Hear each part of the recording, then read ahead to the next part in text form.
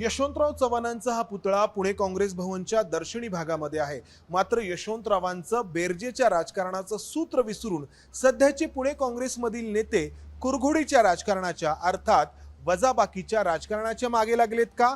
कारण नुकत्याच झालेल्या लोकसभा निवडणुकीत भाजपचे मुरलीधर मोहोळ जरी खासदार म्हणून पुण्यातून निवडून आले असले तरी पुण्यातील शिवाजीनगर, कसबा आणि कॅन्टोन्मेंट या 3 विधानसभा मतदारसंघांमध्ये काँग्रेसची कामगिरी बरी म्हणावी अशी राहिली आणि म्हणूनच इथे येणाऱ्या विधानसभा निवडणुकीत काँग्रेस उमेदवाराला संधी असल्याचं म्हटलं जात आहे। मात्र बरोबर याच मतदारसंघामध्ये कुरघोडीचं राजकारण केलं जातंय आणि त्यातून आयात उमेदवारांना ऐनवेळी उमेदवार म्हणून पुढे करण्याचे प्रयत्न केले जात आहेत। काँग्रेसचे नेते रमेश बागवे आपल्या सोबत आहेत। अनेकदा आमदार राहिलेले आहेत। राज्याच्या मंत्रिमंडळामध्ये मंत्री म्हणून देखील त्यांनी काम केलेलं आहे।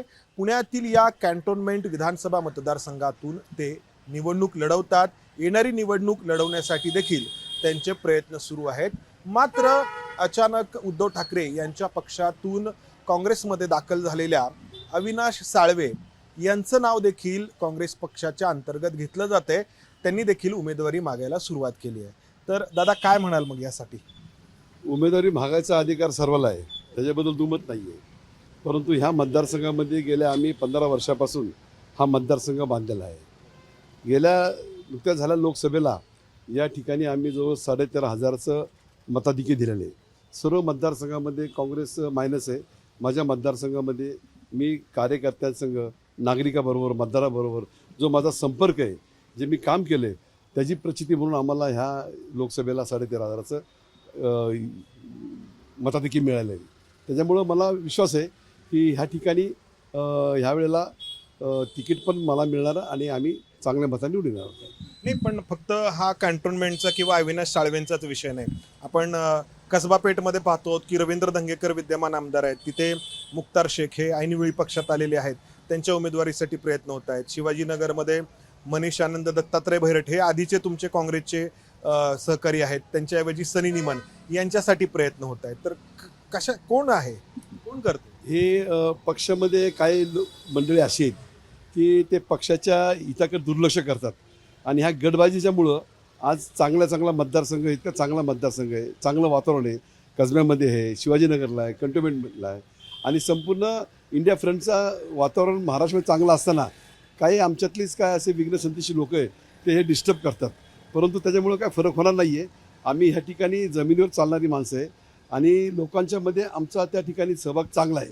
3 मतदारसंघ ह्या ठिकाणी दादा, आपण पाहिलं की हरियाणामध्ये देखील असंच वातावरण काँग्रेसच्या बाजूने आहे, असं मोठं बोललं जात होतं। एक्झिट पोल देखील होते, मात्र तिथं पण अंतर्गत गटबाजीचा फटका किती मोठा बसला हे सगळ्यांनी पाहिलं। तर महाराष्ट्रातले काँग्रेसचे नेते याबद्दल काय विचार करतायत, काय त्यांचं म्हणणं आहे या सगळ्याबद्दल? महाराष्ट्राच्या सर्व नेत्यांना हरियाणाच्या निकालानंतर आदरणीय राहुल गांधी यांनी मल्लिकार्जुन खरगे साहेबांनी बोलवलं आणि जे हरियाणामध्ये घडलं ते महाराष्ट्रामध्ये घडता कामा नये त्याची काळजी त्यांनी घेतलेली आणि म्हणून गटबाजी त्या ठिकाणी झाली नाही पाहिजे। त्या ठिकाणी आपल्या जाती गोत्याचं राजकारण होता कामा नाही आहे।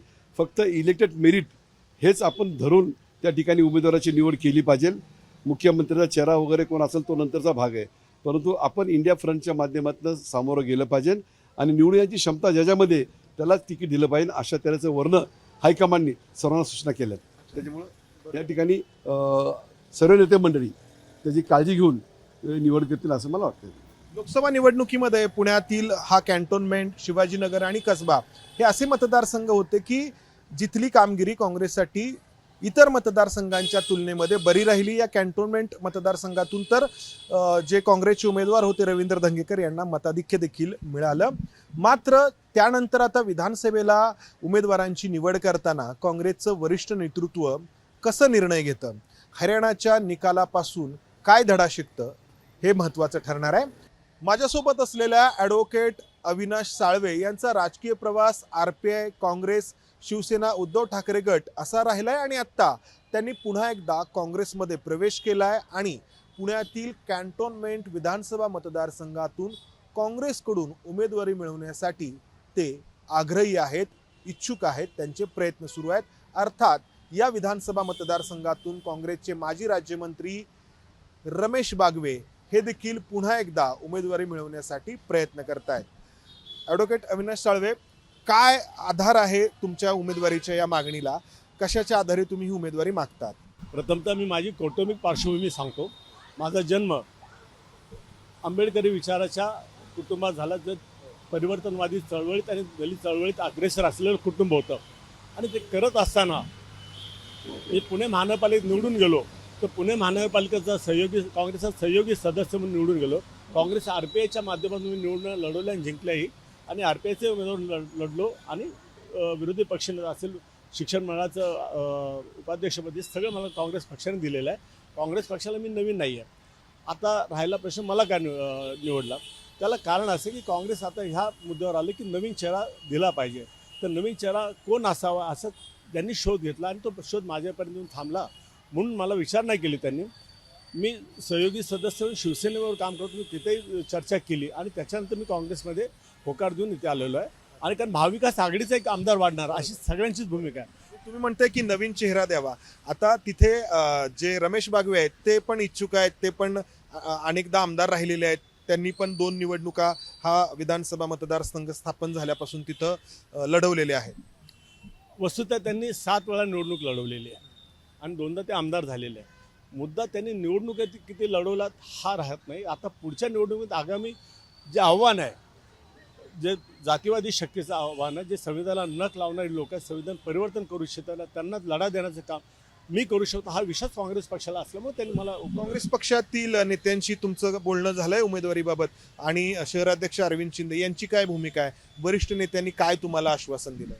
अरविंदजी शिंदे असेल, संपूर्ण पुणे शहर काँग्रेस हे माझ्या पाठीशी एक संधपणे उभा राहिले आणि त्या सगळ्यांचा आग्रह आहे की त्यांनी ताकदीने काम करतात, माझ्यासाठी प्रचारही करतात.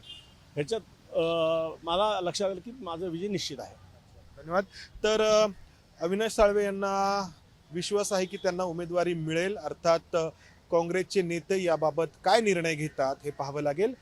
गेली अनेक वर्ष भारतीय जनता पक्षाच्या ताब्यात असलेला कसब्याचा गड रवींद्र धंगेकरांनी पोटनिवडणुकीमध्ये काँग्रेसकडे आणून दिला आणि लोकसभा निवडणुकीमध्ये देखील मुरलीधर मोहोळ यांना चांगली कडवी म्हणावी अशी लढत या रवींद्र धंगेकरांनी दिली. आता पुन्हा एकदा ते कसबा विधानसभा निवडणूक लढवण्यासाठी सज्ज आहेत. राज्यातील नेते देखील त्यासाठी तयार आहेत. मात्र पुण्यातून नक्की काय होतंय उमेदवारीबाबत? भाऊ, काय सुरू आहे उमेदवारीबाबत? ह्याच्यामध्ये आता पक्षाच्या बैठका झाल्या, त्याच्यामध्ये सगळ्यांच्या मुलाखती झाल्या. सगळ्या आता घेऊन नाना पटोले साहेब असतील, बाळासाहेब थोरात असतील, सर्व पक्षाचे ज्येष्ठ नेते बसतील आणि मग दिल्लीमध्ये जाऊन ती सगळ्यांची यादी फायनल होईल. पण शक्यता ह्याच्यामध्ये सर्व पक्षाचे जे जे कार्यकर्ते, पूर्वीचे आजी माजी आमदार होते किंवा नगरसेवक, ह्यांनीच मुलाखत दिल्या आणि ह्या सगळ्या आता पक्ष सेटिंगकडे गेल्यात. 2 दिवसामध्ये ही जी यादी येईल पुण्यामध्ये. मुख्तार शेख आहेत, तर त्यांनी काँग्रेसमध्ये प्रवेश केलाय आणि त्यांना तुमच्याऐवजी कसब्यातून उमेदवारी मिळावी यासाठी पण प्रयत्न सुरू आहेत. नाही, लोकशाहीमध्ये तिकीट सगळ्यांनी मागितलं पाहिजे आणि शेवटी पक्ष सेटिंगला जो उमेदवार निवडून येईल किंवा जो काम करणार किंवा पक्षाला विश्वास वाटेल त्या कुठल्याही उमेदवाराला ते उमेदवारी देतील, हा माझा विश्वास आहे. पण आता हे मुख्तार शेख बाहेरून काँग्रेसमध्ये आलेले आहेत. तसेच इतरही मतदारसंघ आहेत. शिवाजीनगरमध्ये सनी निमन या भाजपमधून आयात केलेल्या उमेदवारांना पण उमेदवारी देण्याचे प्रयत्न चालू आहेत. किंवा आणखी जे काही मतदारसंघ आहेत, कॅन्टोन्मेंट मतदारसंघ, ज्यामध्ये ठाकरेंच्या पक्षातून आलेल्या अविनाश साळवे यांना उमेदवारी देण्याचे प्रयत्न सुरू आहेत. तर काय वाटतं तुम्हाला याबद्दल? ह्याच्यामध्ये बघा, आता निवडणुका जवळ आल्यात, सगळे इच्छा व्यक्त करतात निवडणूक लढवायची, पक्षात यायला इच्छुक आहेत, तर पक्षप्रवेश द्यायला काहीच हरकत नाही. शेवटी पक्षात उमेदवारीबद्दल पक्षप्रवेश नाही, तर याच्यामध्ये सगळ्यांना पक्षप्रवेश दिला पाहिजे. आणि याच्यामध्ये शक्यता वर्षानुवर्ष जी लोक पक्षासाठी काम करतात, आजी माझी शहर अध्यक्ष रमेश दादा बागवे, मग आमचे मनीष आनंद असतील, दिलीप भैरड असतील, दीप्तीताई असतील, असे सगळे आमची लोक पूर्वीपासून काम करतात. लोकसभेला काम करताना पाहिले, विधान. तुमचं म्हणणं आहे की ऐन वेळी आलेल्यांना उमेदवारी देण्याऐवजी जे आधीपासून काम करतायत त्यांना उमेदवारी द्यायला पाहिजे. आता याच्यामध्ये पक्षाने पूर्णपणे विचार केला पाहिजे. सक्षम उमेदवार आपल्यातला पक्षातल्या सिस्टीममधला काम करणार असेल तर त्याचा विचार प्रामुख्याने केला पाहिजे. आणि त्यातनं त्यांना असं वाटलं तर तो पक्ष सेटिंगचा निर्णय. पण माझ्यासारखा कार्यकर्ता किंवा मला एक लोकसभेला उमेदवार होतो, ज्यांनी ज्यांनी लोकसभेमध्ये माझ्या खांद्याला खांदा लावून काम केले त्यांचा विचार झाला तर एकदम चांगलं होईल. कारण शेवटी पक्षाच्या भविष्यासाठी, पक्षाच्या रणनीतीसाठी किंवा पक्षाच्या पडत्या काळामध्ये जी लोक पक्षाबरोबर राहिली त्यांचा विचार होणं गरजेचं असतं. कारण शेवटी नवीन माणूस आला आणि गेला तर मग काय त्यावर विश्वास कोणी ठेवायचा.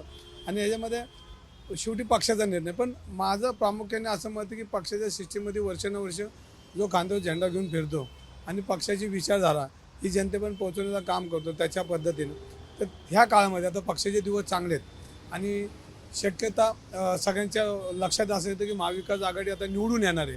आणि मग महाविकास आघाडी निवडून येणार आहे तर मग त्यांचा विचार झाला पाहिजे. आता लक्षात येतं की याच्यामध्ये महाराष्ट्रामध्ये शिवसेना, उद्धवसाहेब असतील, पवारसाहेब असतील, शरद पवारसाहेब आणि काँग्रेस लोकांचा ओढा वाढलेला आहे उमेदवारी घेणं. तर त्यांच्या लक्षात आलं की आता ही महाविकास आघाडी या महाराष्ट्रात सत्तेत येण्याची शक्यता लक्षात घेऊन लोक पक्षाकडे येत आहेत, आकृष्ट होत आहेत. मुद्दा असा आहे की मग मूळ जे काही पक्षातले आहेत आधीपासूनचे तर त्यांचं काय होणार? खास करून शहराध्यक्ष अरविंद शिंदे यांची काय भूमिका वाटते तुम्हाला याबद्दल? आता ते पक्षाचा विचार करत असतील, पक्षवाढीचा विचार करत असतील, त्यासाठी ते रणनीती आखत असतील किंवा वरिष्ठांशी ते बोलत असतील, हा पक्षाचा विषय असतो. पण माझ्यासारखा कार्यकर्ता हा विचार करेल. त्यांची एक बाजू वेगळी आणि माझी एक बाजू वेगळी. माझी एक बाजू अशी असेल की ज्यांनी वर्षानुवर्ष खांद्याला खांदा लावून एकमेकांमध्ये काम केलं, ह्या पक्षाच्या पडत्या काळामध्ये पक्षाबरोबर राहिलेले आहेत आणि त्यांचा विचार प्रामुख्याने झाला पाहिजे. शेवटी सिस्टीममध्ये पक्ष चालला पाहिजे. निवडणुका डोळ्यासमोर ठेवून आज ज्या काळामध्ये पक्षाकडे लोक उमेदवारी घ्यायला बी येत नव्हते, घरी जाऊन देणारे उमेदवारी नाकारल्यात. आणि अशा काळामध्ये आज जर पक्षाची परिस्थिती जनतेने ठरवलं असेल किंवा महाविकास आघाडीचं वातावरण चांगलं असेल तर प्रामुख्याने जे पक्षाबरोबर काम करणारे लोक आहेत वर्षानुवर्ष त्यांना विचार झाला. मुख्तार शेख ऐनवेळी येत आहेत असं तुम्हाला? नाही, माझा मुख्तार शेख हा विषय माझा नाही. मुख्तार शेख सारखे अनेक आमचे सहकारी आहेत. मुख्तार शेख आमचे सहकारी आहेत. त्यांनी इच्छा व्यक्त केल्यानं काय वेगळं नाही. पण पक्षाने हा विचार केला पाहिजे की निवडून येणार मग कोणी का असेल, पण तो पक्षातला जर पहिला निवडून येणार त्याचा प्रामुख्याने विचार करावा. आणि मग शेवटी पक्षाची रणनीती पक्ष ठरवतो. मग शहराध्यक्ष काय करतात, महाराष्ट्राचे अध्यक्ष करतात, केंद्रातील लोक करतात आणि महाराष्ट्रातले नेते काय करतात, तो त्यांचा विचाराचा प्रश्न आहे. माझा तो छोटा कार्यकर्ता, एवढा विचार मी मांडू शकत नाही. परंतु पक्षातल्या कार्यकर्त्याचा विचार करणारा मी कार्यकर्ता, कारण शेवटी लोकसभेला मी बघितलं आहे. त्यामुळे तो विषय प्रामुख्याने पक्षाचाच कार्यकर्ता माझी जो असेल तो त्याचा विचार करावा असं माझी मत आहे. मागणी नाही, मत आहे माझं. नुकत्याच लागलेल्या हरियाणाच्या निवडणूक निकालांकडे पाहिल्यानंतर आपल्याला लक्षात येतं की वातावरण निर्मिती किंवा एकूण लोकांमधली चर्चा हा एक भाग, मात्र उमेदवारी निश्चित करताना, उमेदवारांची निवड करताना वरिष्ठ नेते किती हुशारी दाखवतात यावरतीच अंतिम निकाल हा अवलंबून असतो. पुण्याच्या बाबतीत काँग्रेसचे वरिष्ठ नेते ही हुशारी दाखवणार का? पुण्यातील या कसबापेठ विधानसभा मतदारसंघातून आमदार आहेत काँग्रेसचे रवींद्र धंगेकर.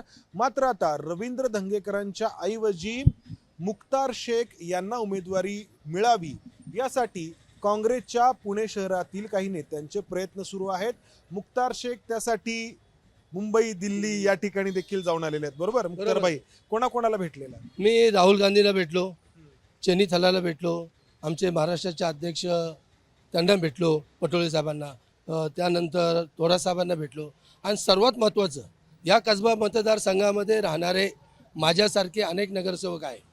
या कसबामध्ये PMTचे चेअरमन आहे, शिक्षण मंडळाचे चेअरमन आहे, महापौर आहे आणि ज्यांनी विधानसभा लढवली अशी लोकंसुद्धा आहे. या सर्वांना भेटलो. या सर्वांचा पाठिंबा ज्यावेळी माझ्या पाठीमागा आला, मला त्यांचा आशीर्वाद लाभला, म्हणून मी उत्साहात सर्व नेत्यांना भेटलो. आणि माझी अपेक्षा आहे पक्षाकडं, ज्या पक्षासाठी मी गेली 40 वर्ष काम करतो त्या पक्षाने मला उमेदवारी द्यावी. या ठिकाणी आनंद गाडगीसारखा नेता आहे ब्राह्मण समाज, ते सुद्धा माझ्या पाठीमागे. रवींद्र धंगेकर इथून विद्यमान आमदार आहेत, तर त्यांच्याऐवजी तुम्हाला उमेदवारी द्यावी अशी तुम्ही मागणी करता आहात. तर का, म्हणजे हे विद्यमान आमदार आहेत आणि तुम्ही त्यांच्या जागी येऊ इच्छिता? सर्वात प्रथम माझं आहे की रवींद्र धंगेकर हे आमदार आहेत, त्यांनी खासदारकी लढवली, ते आमचे नेते आहेत. पक्षाच्या माध्यमातून ते आमचे नेते आहेत. परंतु त्यांनी पक्षामध्ये 5 वर्ष काम करावं.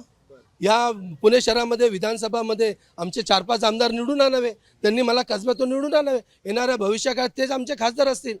पण सर्व काही मला असेल तर कसं शक्य हो? नेते काय म्हणतायत तुम्हाला काय आश्वासन देतात? नेते ज्यावेळेला त्यांना भेटलो, नेत्यांना माझी बाजूच पटली. ते म्हणलं ठीक आहे, बरोबर आहे तुमचं, आम्ही तुमच्या बाबतीत सहानुभूतीपूर्वक विचार करणार आहोत असं म्हणले. आणि विशेष म्हणजे मी ज्या अल्पसंख्याक समाजातून राहतो, मुस्लिम समाजाला येतो, गेली 40 वर्ष अमीनुद्दीन पेनवाल्यानंतर या शहरामध्ये कुणाला आमदारकीचं तिकीट दिलं नाही आणि प्रामुख्याने मागण्याचा प्रयत्न केला, काहींना गोंजरण्यात आलं, आश्वासनं देण्यात आली आणि नाही दिलं. यावेळी प्रामुख्याने जेव्हा लोकसभेची इलेक्शन झाली त्यावेळेला दलित, मुस्लिम, मराठा सर्व समाजाने झाडून मतदान काँग्रेस पक्षाला केलं. आणि काँग्रेसची पॉलिसी आहे ज्या बरोबर आहे. आता तुम्ही काँग्रेस पक्षाकडे विधानसभेची उमेदवारी मागता आहात. मधल्या काळामध्ये तुम्ही नगरसेवक म्हणून पण निवडणुका लढवल्या, तर त्या अपक्ष म्हणून देखील लढवल्या बरोबर, आणि बरोबर. तुम्ही पक्षातून बाहेरून आलेला आहात, ऐनवेळी आलेला आहात, असाही तुमच्यावरती आरोप होतो. असा एक काँग्रेसचा कार्यकर्ता मला बोलला की तू पक्षाच्या बाहेरचा आहे, तो मला तिकीट देऊ नका. माझ्या रक्तात काँग्रेस आहे हो. मी अनेक या मतदारसंघामध्ये 7-8 आमदार झाले, म्हणजे लढवले इलेक्शन. त्यापैकी 2 जण निवडून आले, उल्हास काळोखे, तात्यासाहेब थोरात निवडून आले. त्यांच्यासाठी जीवाचं रान केलं. रोहित टिळक असतील, ब्राह्मण समाजाचा चेहरा होता, आम्ही मदत केली. आम्ही कधी जातपात बघत नाही, काँग्रेसचा तिरंगा काम करतो. तुमच्या उमेदवारीवरतीच इथली मुस्लिम मतं कोणाला मतदान करणार हे अवलंबून असेल असं वाटतं तुम्हाला? नाही, मुस्लिम समाज हा विचार करायला लागला. पहिले मुस्लिम समाजाला असंच म्हणजे आमचंच गृहीत धरलं. आता जागृत झालेला आहे. तुम्ही सर्वसामान्य कार्यकर्त्याला विचारलं ना, ज्याला राजकीय फार अक्कल नसेल तरी तो म्हणतो नाही यार, मुख्तार शेख 40 वर्ष काम करते, हमारे समाज का कोई आदमी है ही नहीं. नाना पटोले काय म्हटले? नाना पटोले म्हणले की मुख्तार भाई तुम्हाला द्यायला पाहिजे, तुम्ही जुने कार्यकर्ते आहात, तर असं त्यांचं मत आहे. फक्त सिटिंग मेंबर आहे म्हणून त्यांच्या मनामध्ये चलविचल आहे. आता सिटिंग मेंबर आहे मान्य आम्हाला, आम्ही आमचा नेताही मानू त्यांना, पण पक्षाचं तर काम केलं पाहिजे ना. कधीतरी झेंडा घेऊन फिरला पाहिजे ना. ते नाही घेत झेंडा. कधी झेंडा घेतला हो? गेली 5 वर्ष नगरसेवक होता, कोणता कधी झेंडा घेतला त्यांनी मला दाखवा. अहो, काँग्रेसच्या कार्यकर्त्यांनी आंदोलन केलं की तुमच्या ऑफिसमध्ये पंजा पाहिजे म्हणून, आणि मग पक्षाचं तुम्ही काम नाही. पण तुमचे नशीब बलवंत आहे, तुम्ही चांगले आहात. मग तुम्हाला पक्षाने दिलं ना, लोकसभा दिली, विधानसभा दिली, तुम्ही आणा ना निवडून. सर्व समाजाचं प्रतिनिधित्व करा. एक मुस्लिम समाजाच्या सर्वसामान्य कार्यकर्त्याला पाठीशी उभे राहा. रवींद्रजी, तुम्ही आमच्या पाठीशी उभे राहा, मला निवडून आणा. येणाऱ्या भविष्यात खासदार म्हणून आम्ही तुमच्या जीवाचं रान करू. धन्यवाद. तर गेली अनेक वर्ष भारतीय जनता पक्षाकडे जो कसबा विधानसभेचा मतदारसंघ होता तो रवींद्र धंगेकरांनी काढून काँग्रेसकडे नेला. मात्र आता काँग्रेसच्या अंतर्गत रवींद्र धंगेकरांच्या ऐवजी मुख्तार शेख यांना उमेदवारी मिळावी यासाठी काँग्रेसचे नेते पुण्यातले प्रयत्नशील आहेत. पुण्यातील शिवाजीनगर विधानसभा मतदारसंघातून निवडणूक लढवण्यासाठी काँग्रेसमध्ये 11 जण इच्छुक आहेत. मात्र या 11 जणांच्या ऐवजी सध्या भारतीय जनता पक्षात असलेले सनी निमन या विधानसभा मतदारसंघातून उमेदवारी मिळवण्यासाठी प्रयत्न करतायत. त्यामुळं या काँग्रेसच्या मूळ 11 इच्छुकांनी एकत्र येऊन प्रदेश काँग्रेसकडे एक ठराव इथून पारित करून पाठवला आहे की काँग्रेसच्या मूळ कार्यकर्त्याला संधी देण्यात यावी. तर काय नक्की सुरू आहे? म्हणजे सनी निमन प्रयत्न करतायत. तुम्ही आता 2014-2019ची निवडणूक लढवली, काँग्रेस पक्षासोबत तुम्ही एकनिष्ठ राहिलात. मात्र मग ही अशी ठराव करण्याची वेळ का आली आहे? नाही, ठराव करण्याची वेळ अशासाठीच आली की आम्ही ज्यावेळेला 11 जणांनी एकत्रित येऊन ठरवलं, त्यानंतर असं वरतून आम्हाला समजण्यात आलं की अमुक अमुक व्यक्ती ह्या आपल्या काँग्रेसमध्ये येण्याचा प्रयत्न करतात आणि तिकीट मिळवण्याचा प्रयत्न करतात.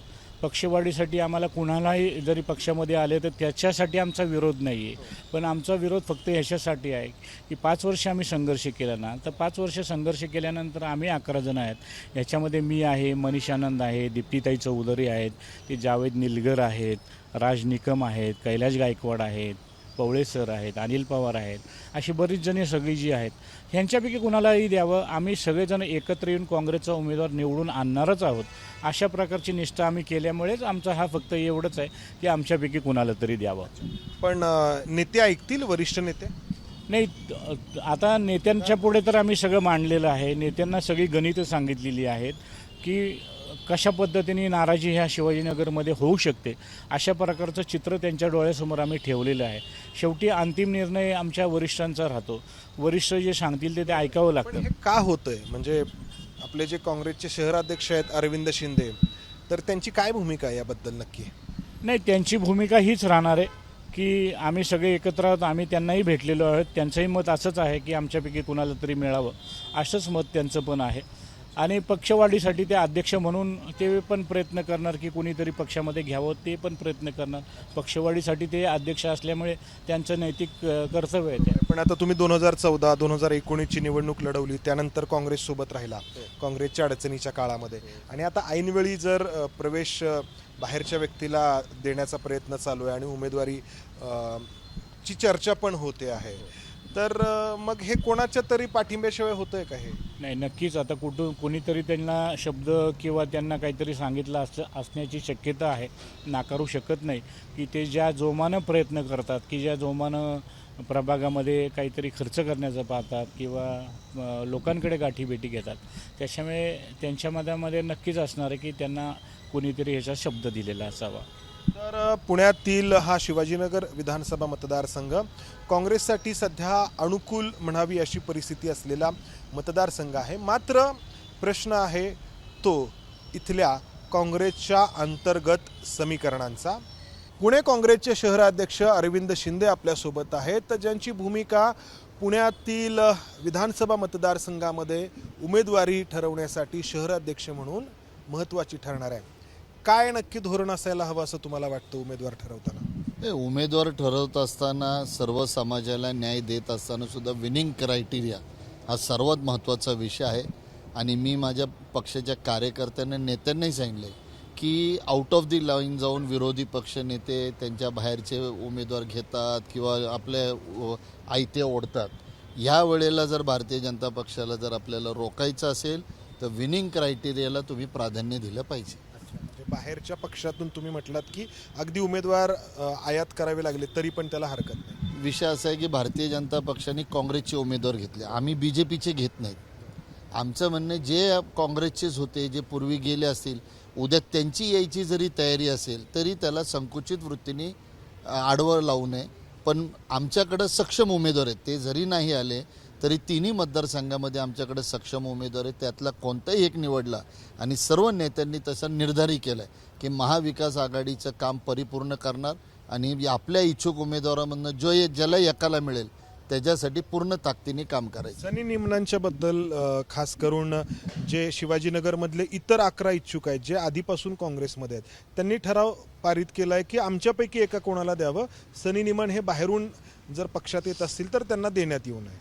बघा, सनी निमन येतात का नाही येतात हा अजून काहीच म्हणजे त्याचा पण कोणाला माहीत नाही. त्यांच्या उमेदवारीवर ठरेल का? नाही, त्यांच्या उमेदवारीचाही विषय नाही. ह्यांनीच मोठा बोबाटा करून सनी निमनला मोठा केला आहे. हे जे सनी निमनला यायची इच्छा आहे का? सनी निमनला जर यायची इच्छा असेल तर आत्तापर्यंत त्यांनी पदाधिकाऱ्यांना भेटले असते. हा एक विषय. दुसरा विषय, सनी निमनांचे वडील विनायक निमन हे काँग्रेस पक्षाचे 2 टर्म 3 टर्मचे आमदार होते. सनी निमन हा काँग्रेसच्या तिकिटावर आलेला नगरसेवक होता. तो भारतीय जनता पक्षात कधी गेला नाही, तो उबाटा गटामध्येच आपलं शिवसेनेकडे गेला. आज जर त्याची इच्छा परत यायची असेल तर ते नेत्यांना भेटतील, प्रदेशाध्यक्ष आहे, प्रदेश कमिटी आहे, सेंट्रल आहे, विचार करतील हा योग्य आहे का नाही घ्यायचं. तेव्हा तुम्हीच त्याला एवढा मोठा करून टाकून तुमच्या पायावर धोंडा मारून घेता का, ही मला शंका आहे. म्हणजे आपले काँग्रेसमधले शिवाजीनगरचे सहकारीच नको एवढा मोठा करतायत यांना, असं म्हणायचं? असंच एक्झॅक्टली तसंच झालं ना. तुम्ही तुमची क्षमता आपण सांगितली पाहिजे, दुसऱ्याची भीती कशाला. तुम्ही जर पक्षामध्ये आणि तुमच्या प्रभागामध्ये तुमच्या विधानसभेमध्ये जर बांधणी केली असेल तर तुम्हाला कुणी आले तरी घाबरायची गरज नाही. कारण आज ह्या टायमाला उमेदवारी सर्वेवर चालणार आहे आणि ती निपक्षपणे सर्वे सेंट्रल आणि स्टेट गव्हर्नमेंट करते. जर त्याची विनिंग क्रायटेरिया असेल तर निश्चित त्याचा विचार केला जाईल. कसबा आणि कॅन्टोन्मेंटसाठी तुमचा काय सर्वे आहे? मुख्तार शेख हे देखील इच्छुक आहेत रवींद्र धंगेकरांच्या विरोधामध्ये. त्याचा सर्वे म्हणजे तिन्ही मतदारसंघाचा सर्वे हा प्रदेश आणि राज्याकडे आहे. पण मी परत एकदा सांगतो की ज्या वेळेला म्हणजे उमेदवार निवडण्याची वेळ येईल त्यावेळेला सेंट्रल कार्ड कमिटी आणि स्टेट कार्ड कमिटीमध्ये विनिंग क्रायटेरिया बघून निवडणूक देतील. तुम्हाला कल्पना असेल, भारतीय जनता पक्षाने सुद्धा काही सिटिंग मेंबर्स बसवलेले होते आणि ह्याच पद्धतीने काँग्रेसला जर उद्या वाटत असेल की सिटिंग मेंबरसुद्धा धोकादायक होत असेल तर तेही बदलण्याची ते तयारी ठेवतील. आता रवींद्र धंगेकर सिटिंग आहेत तर मग त्यांना बसवण्याचं मी कुणाचं बसवलं जाऊ शकतं. मी कुणाचं नाव घेत नाहीये, मी फक्त तुम्हाला उदाहरण दिलं आणि पहिल्यांदाच तुम्हाला बोलत असताना मी सांगितलं की विनिंग क्रायटेरिया ह्या सगळ्याला प्राधान्य द्यावं. आता या रमेश बागवेंच्या विरोधामध्ये अविनाश साळवे हे देखील त्या ठिकाणी उमेदवारीसाठी इच्छुक आहेत. फक्त अविनाश साळवेच नाही आहे, तर त्यामुळे 7-8 जण आहेत आणि त्यामधले जो कोणी सक्षम उमेदवार असेल प्रदेश त्याच्याबद्दल विचार करेल. आपण पाहिलं की हे जे काही 3 विधानसभा मतदारसंघ आहेत की जिथे काँग्रेससाठी अनुकूल असं वातावरण आहे, पण हे जे काही इच्छुक आहेत या इच्छुकांना काय म्हणायचं? पक्षांतर्गत लोकशाही म्हणायचं की पक्षांतर्गत कुरघोड्या म्हणायचं? आणि याचा परिणाम निकालावरती काँग्रेससाठी प्रतिकूल असं होईल असं वाटतं का तुम्हाला? सर्वप्रथम आपण कुरघोडीचं उत्तर देतो. कुरघोडी कधी झाली असती किंवा आम्ही आमची सेक्युलरची लाईन सोडून आम्ही कधी काम केलं असतं? जर भारतीय जनता पक्षातमध्ये एखाद्याने लय RSSचं काम केलं त्याला आम्ही कालनं घेतोय. आमच्याकडे असं एकही उमेदवार नाही. आमच्या पक्षाकडे जे कोणी आले ते RPIचे आले, आमच्या पक्षाकडे आले तो आमच्याच पक्षामध्ये जो पूर्वी काम कर अशीच आमच्याकडे आहेत. हा एक विषय. बरं, आता इच्छुक उमेदवार ज्यांनी 4-4, 5-5 टर्म नगरसेवक पद काढलं असेल त्याची इच्छा होतेच ना, आणि ती इच्छा झाली ते चूक काय? आणि जर त्यातले त्यात जर प्रदेश कमिटीला वाटत असेल की हे निवडून येऊ शकतात तर त्यामध्ये काम करायला इच्छा काय? आणि माझं म्हणणं आहे प्रत्येक मोठ्या नेत्याला आहे. मी तर कुठंच तिकीट मागितलं नाही. शहर अध्यक्ष म्हणून मी मागू शकत होतो. तुम्ही मोठं मन दाखवलं पाहिजे. तुम्ही एवढ्या वर्ष झाले, आता दुसऱ्याला एक निवडून आणून द्या. तुम्ही काय आणि दंगेकरांनी मोठं मन दाखवलं पाहिजे. कुणीही, मी सर्व मोठ्या नेत्यांना आवाहन करतो की आज आपल्याला पहिला आपल्या दारात आणि ह्या देशाला सगळ्यात मोठा दुश्मन कोण असेल, देशाला नुकसान कोण करतं? भारतीय जनता पक्ष. भारतीय जनता पक्षाला जर रोखायचं असेल तर प्रत्येकाने मोठं मन आणि बलिदान आणि सॅक्रिफाईस करण्याची तयारी दाखवली पाहिजे. आणि पक्षाचा जो कोणी उमेदवार येईल तो तुम्ही असो, दुसरा असो, तिसरा असो, त्याला निवडून आणण्याचं काम करायचं. तुम्ही बलिदान, त्याग वगैरे म्हणतात, पण काँग्रेसच्या अंतर्गत याच ज्या लाथाळ्या आहेत याच काँग्रेसला गेल्या काही वर्षांमध्ये नुकसानकारक ठरल्यात. फक्त पुण्याचाच नाही, आपण इतरही ठिकाणचा जर काही अनुभव पाहिला असं नाही वाटत? एक्झॅक्टली तेच सांगतो. ज्या वेळेला तुम्ही स्वतःला पक्षाकडनं मोठं भारतीय जनता पक्ष किंवा RSS पेक्षा काँग्रेसचं नुकसान हे अंतर्गतच होत आलंय. तेच सांगतो, काँग्रेसचं नुकसान अंतर्गतच केलंय म्हणून तुम्ही स्वतःला पक्षापेक्षा मोठं समजता. मी आमदार होईल का नाही होईल, पण पक्षाला आमदार मिळेल का नाही मिळेल ह्याचा ज्या वेळेला विचार होत नाही. म्हणून मी आवाहन करतो की ह्या वेळेला आपण पक्षाला आमदार निवडून आणून द्यायचं आहे, ह्या विचाराने एक दिलाने काम करायचं आहे. हे माझं आव्हान प्रत्येकाला. मी प्रत्येकाच्या घरी जाऊन बसणार आहे, प्रत्येक नेत्याला विनंती करणार आहे, प्रत्येक नेत्याला सांगणार आहे ही वेळ पक्षासाठी. पक्षाने आपल्या सर्वांना सगळं काही दिले. आता एकदा तरी सिद्ध करून द्या, एकदा तरी सांगा की आता मी पक्षासाठी करणार. तर अरविंद शिंदे त्याग करण्याची मागणी करतायत.